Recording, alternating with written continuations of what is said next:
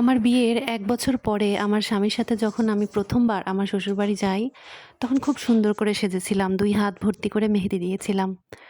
তো যখন শ্বশুরবাড়ি গেলাম তখন আমার শাশুড়ির সামনে আমার স্বামী আমার শাশুড়ি মাকে একটা কথাই বলেছিলেন যে, "মা, দেখো, অন্যের বাড়ির একটা মেয়েকে আমি বিয়ে করে এনেছি। আমি বিয়ের পরে আমার শ্বশুরবাড়িতে আমার স্ত্রীর কাছে যতবার গিয়েছি সে আমার জন্য সুন্দর করে সেজেগুজে হাত ভর্তি করে মেহেদি দিয়ে রেখেছে। তারপর আমি আসার পরে আমার সাথে হেসে, হেসে কথা বলেছে, গল্প করেছে। তো তোমার কাছে আমার একটাই শুধু অনুরোধ যে তুমি আমার স্ত্রীকে তোমার কাছে রাখো, তোমার মতো করে রাখো। তাকে দিয়ে তুমি সংসারের কাজ করাও বা তোমার মতো করে গড়ে নাও, তাতে আমার কোনো সমস্যা নাই। কিন্তু তুমি শুধু এতটুকু খেয়াল রাখবা যেন আমার স্ত্রী আমার জন্য আমি যখন এরপরে ছুটিতে আসবো, তখন আমার জন্য সে সাজতে যেন না ভুলে যায়।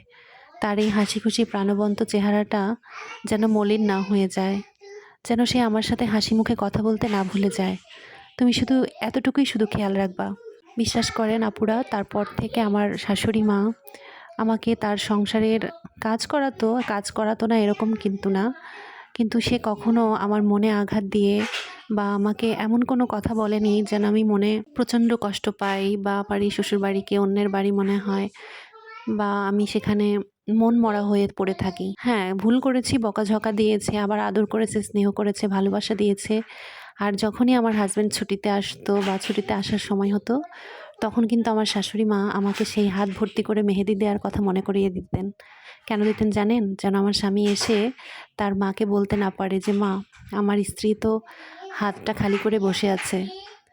আর এই বিষয়গুলা কিন্তু আমার শাশুড়ি মা খুব খেয়াল রাখতেন যে আমি আমার বরের সাথে হাসি খুশি মনে কথা বলছি কিনা বা আমি অন্য কোনো সময় মনমরা হয়ে বসে আছি কিনা। আসলে একটা মেয়ে তার শ্বশুরবাড়িতে কখন সবচেয়ে বেশি প্রায়োরিটি পায় জানেন? যখন তার স্বামী তাকে সম্মান দেয়, যখন তার স্বামী তার স্ত্রীকে সসম্মানে সেই শ্বশুরবাড়িতে রাখে।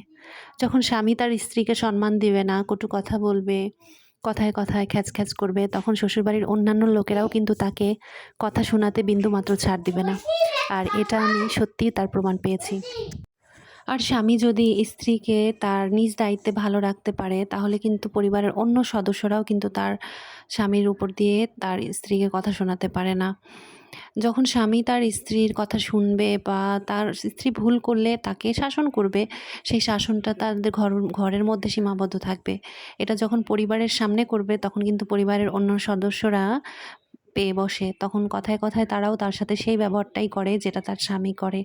এজন্য আমার মনে হয় প্রত্যেকটা স্ত্রীর ভালো থাকা নির্ভর করে তার স্বামীর উপরে। তার স্বামীর আচরণ, তার স্বামীর কথাবার্তা এবং তার স্বামীর ব্যবহার